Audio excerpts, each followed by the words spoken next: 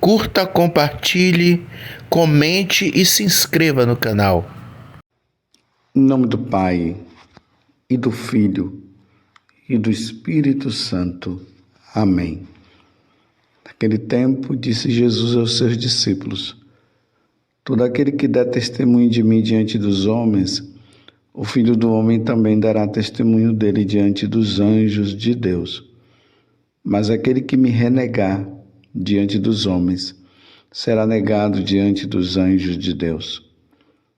Todo aquele que disser alguma coisa contra o Filho do Homem será perdoado. Mas quem blasfemar contra o Espírito Santo não será perdoado. Quando vos conduzirem diante das sinagogas, magistrados e autoridades, não fiqueis preocupados como ou com que vos defendereis, ou com o que direis, pois nessa hora o Espírito Santo vos ensinará o que deveis dizer. Palavra da salvação. Glória a vós, Senhor. Meus irmãos e minhas irmãs, estamos no capítulo 12 do Evangelho de São Lucas, do versículo 8 até o 12. Vocês vejam que Jesus agora ele está levando muito a sério a sua divindade, o seu senhorio, a sua humanidade. Jesus é perfeito Deus e é perfeito homem. Jesus é a segunda pessoa da Santíssima Trindade. Porque nós adoramos um Deus em três pessoas: o Pai, o Filho e o Espírito Santo. Você compreende isso? E isso precisa ficar muito entendido para nós. Nós não cremos e nem adoramos a deuses criados pelos homens, a deuses criados pelos povos. Nós não adoramos esses deuses porque, se nós cairmos nessa questão de adorá-los, nós estaríamos sendo idólatras. Nós não adoramos ídolos criados pelos homens. Nós não adoramos o sol, a água, a terra, ou a mãe terra, como se fala por aí, as árvores. Nós não estamos nesta onda do panteísmo, onde se diz que tudo é Deus. Não, nós adoramos o Deus incriado. E a partir desse Deus incriado, porque ninguém o criou, todas as outras coisas vieram, porque Ele criou. Ele criou o céu, Ele criou a terra, Ele criou o mar, Ele criou as diversas aves existentes, as diversas árvores, os diversos peixes e assim por diante. Porque tudo foi criado por Ele e para Ele, e sem Ele nada foi feito. Por que eu estou dizendo isso? Porque o Evangelho de hoje está sendo muito claro. Porque uma vez que nós adoramos a Deus, nós de maneira nenhuma podemos cair na cilada da idolatria.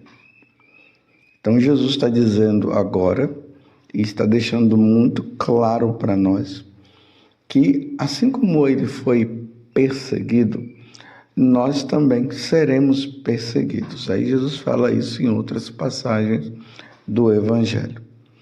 E ele será um sinal de contradição. Lá no Evangelho de São Lucas, nós vemos justamente isso quando Jesus, ainda pequeno, 8 dias após o seu nascimento, ele foi levado ao templo de Jerusalém Então Nossa Senhora e São José levaram, e na hora em que Jesus estava sendo levado por São José e por Nossa Senhora, eles estavam entrando no templo, um homem, já um ancião, ele viu, o nome dele é Simeão, e quando ele viu aquela criança, ele falou para Nossa Senhora que aquela criança seria sinal de contradição, que uma espada iria transpassar o coração dela, ou seja, ela iria sofrer muito por causa dele, e que ele é o Deus de Israel. Então ele diz, aí ele fala que agora o vosso servo pode morrer em paz, assim fala Simeão, porque ele tinha visto a salvação de todos os povos. Então ele se torna, Jesus, um sinal de contradição. Diante de toda a idolatria, diante de todos os deuses, dos deuses pagãos.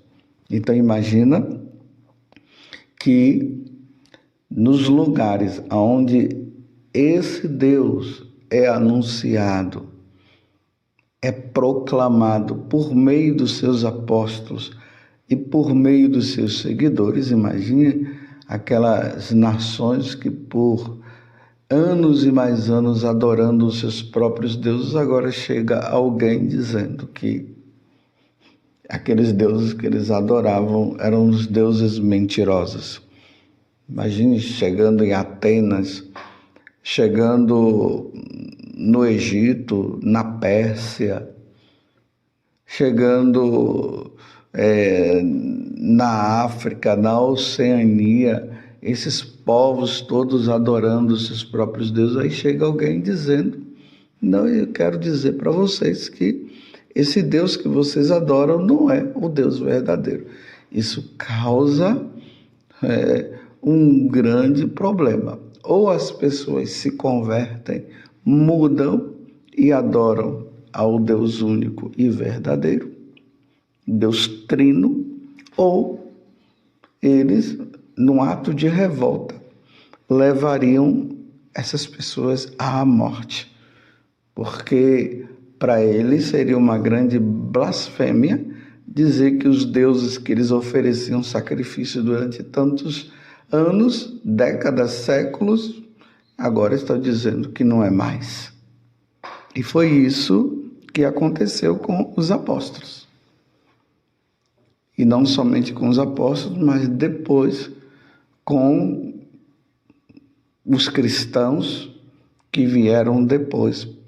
Aí nós vemos na época dos romanos, tantas pessoas sendo levadas à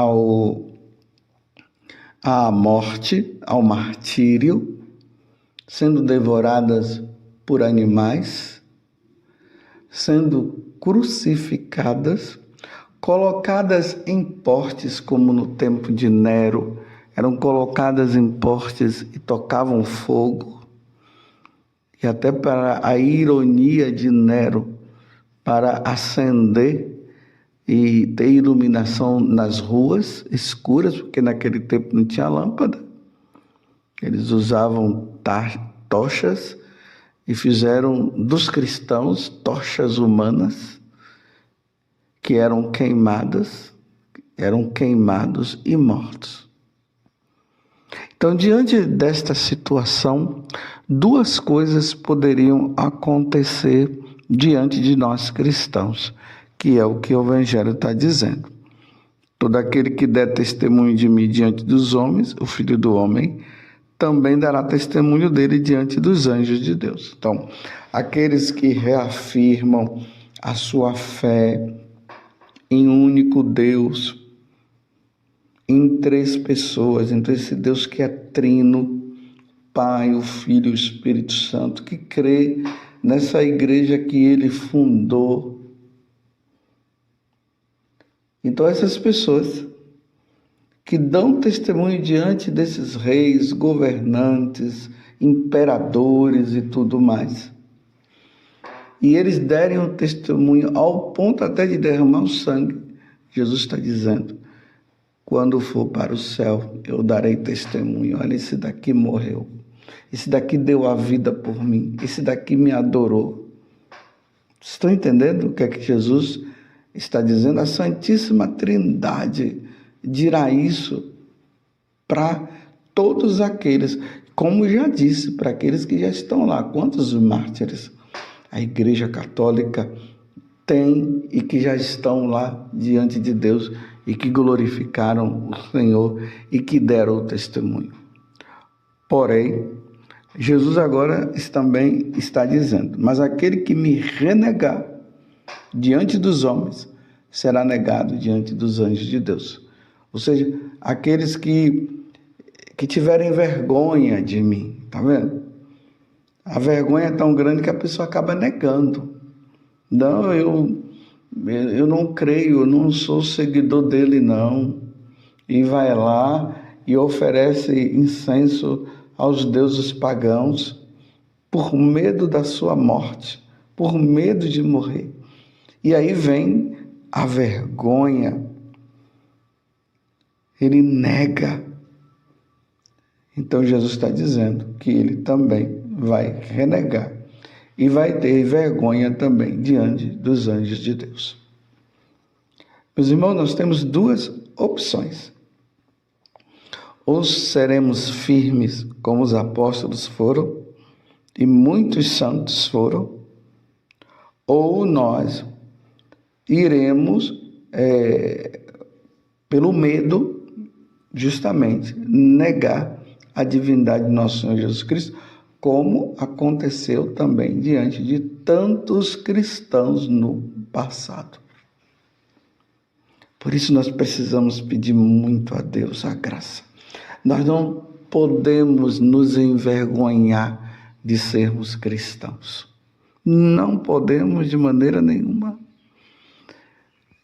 Temos que ser fiéis a nosso Senhor. Por isso, esse conhecimento de Deus, ele é necessário, porque nós fomos criados para conhecer, amar, reverenciar e adorar a Deus. Então, tudo parte por meio também do conhecimento. Nós precisamos conhecer aí a leitura da Sagrada Escritura, as meditações das passagens do Evangelho, o estudo do catecismo, da doutrina da Igreja Católica, a leitura dos santos padres, a leitura dos santos. Tudo isso para quê? Para que nós tenhamos um manancial de verdade dentro de nós, ao ponto de que diante de situações, de sermos levados diante dos tribunais, nós reafirmarmos a nossa fé na certeza de que nós não estamos errados, sem dúvida nenhuma. E ali não haverá vergonha, mas firmeza. Agora, as consequências serão grandes. Consequência de sermos até mortos. Mas é como os santos diziam. Logo após aquele tipo de martírio que seríamos submetidos, logo em seguida teríamos a graça de entrar no céu, gloriosos, diante da glória de Deus, para adorarmos o Senhor, como os anjos já adoram, e vivermos a vida divina, e nunca mais haverá sofrimento, dor, nada. Só felicidade eterna. Essa firmeza nós precisamos ter, principalmente nesses tempos difíceis que nós vivemos hoje, de muito relativismo, de muitos ensinamentos errados, e o pior é quando esses ensinamentos vêm de autoridades religiosas. Aí é um problema muito grande. Por isso, a clareza dos ensinamentos de nosso Senhor, para nós não vacilarmos no último momento. Aí Jesus continua dizendo, aqui nós estamos no versículo 3, lembrando que nós estamos em Lucas capítulo 12. Todo aquele que disser alguma coisa contra o Filho do Homem será perdoado, mas quem blasfemar contra o Espírito Santo não será perdoado. Os outros evangelistas vão dizer, nem neste mundo e nem no outro. Ou seja, todo pecado cometido por nós seremos perdoados sim, desde que haja um arrependimento da nossa parte. Todo pecado. Mas vocês poderiam dizer, mas o que é o pecado contra o Espírito Santo? Olha, são vários, mas um deles é não crer em Jesus Cristo como Senhor. Você está entendendo? É não acreditar num Deus trino, um Deus que é único em 3 pessoas, o Pai, o Filho e o Espírito Santo. Não crer na presença de Jesus na Eucaristia é um pecado contra o Espírito Santo. Dizer que ali é apenas uma, sabe lá o quê? Não é Deus, não. É o pão e o vinho, sim. Nós fazemos até a Santa Ceia, como dizem, mas que ali é presença de Jesus na Eucaristia. Não é bem isso. Isso é um pecado contra o Espírito Santo. Outro pecado contra o Espírito Santo é a pessoa morrer dizendo, não tem jeito para mim, o sangue de Jesus derramado na cruz, para mim não valeu nada, e a pessoa morre dizendo isso. Então ela não vai se salvar, porque isso é um pecado contra o Espírito Santo. Porque enquanto nós estivermos nesta vida, nós temos a graça de receber o perdão enquanto nós nos arrependermos. E formos, como nós somos católicos, graças a Deus, e formos lá diante do sacerdote, confessamos os nossos pecados e ali nós somos absolvidos. Mas se a pessoa morre sem o devido arrependimento, depois da morte não haverá arrependimento mais. O arrependimento é agora. Você compreendeu? Por isso nós precisamos rezar muito pela conversão dos pecadores, aonde Nossa Senhora pediu isso tanto em Fátima, que nós rezássemos pela conversão dos pecadores. Então, meus irmãos, não vamos blasfemar contra o Espírito Santo, contra a ação de Deus, jamais. Nós cremos na Igreja Católica, nós cremos em Jesus Cristo, nosso Senhor, sim, e seremos fiéis até a morte. E aí, terminando aí o evangelho de hoje, quando os conduzirem diante das sinagogas, magistrados e autoridades, não fiqueis preocupados com o que vos defendereis ou com o que eu direis, pois nesta hora o Espírito Santo vos ensinará o que deveis dizer.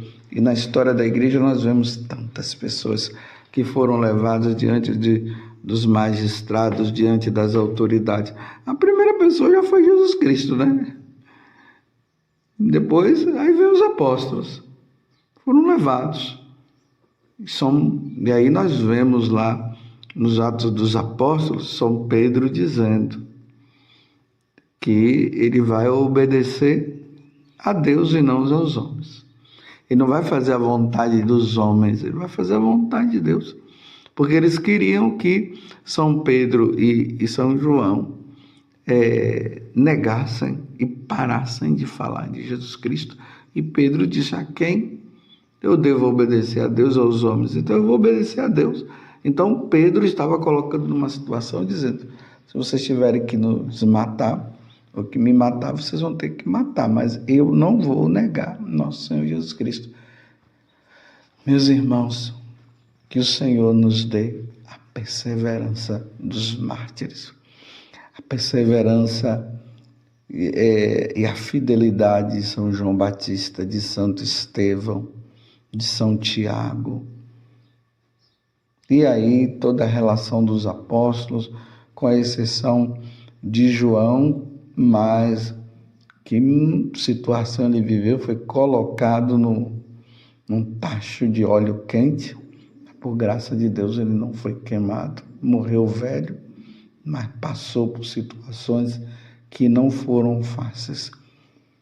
Então que sejamos fiéis a nosso Senhor, que não caiamos no pecado de negar que Jesus Cristo é verdadeiramente o único Senhor da nossa vida, que Ele é o nosso Salvador, que nós cremos no Pai, no Filho e no Espírito Santo, porque é um único Deus, não são vários deuses.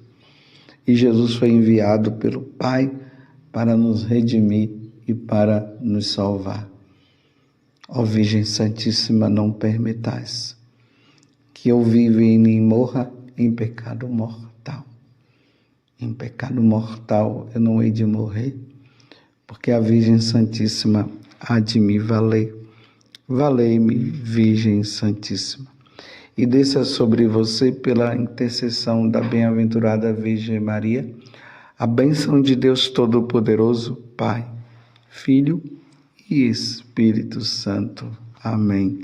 Louvado seja nosso Senhor Jesus Cristo, para sempre seja louvado, e a sua Mãe, Maria Santíssima.